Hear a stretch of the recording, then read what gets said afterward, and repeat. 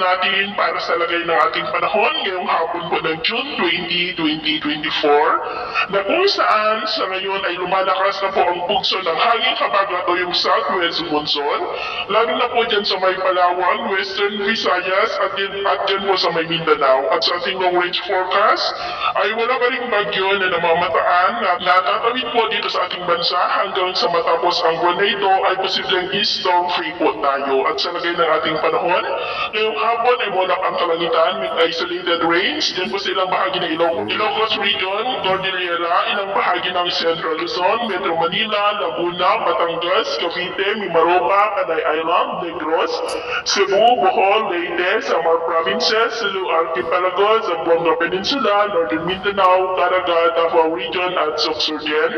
na posibleng magtuloy-tuloy ang mga isolated rains na yan sa ilang bahagi ng ating bansa hanggang mamayang gabi, kaya mag-ingat pa rin po tayo sa posibleng banta pa rin ng mga pagbaha at pagguho ng lupa.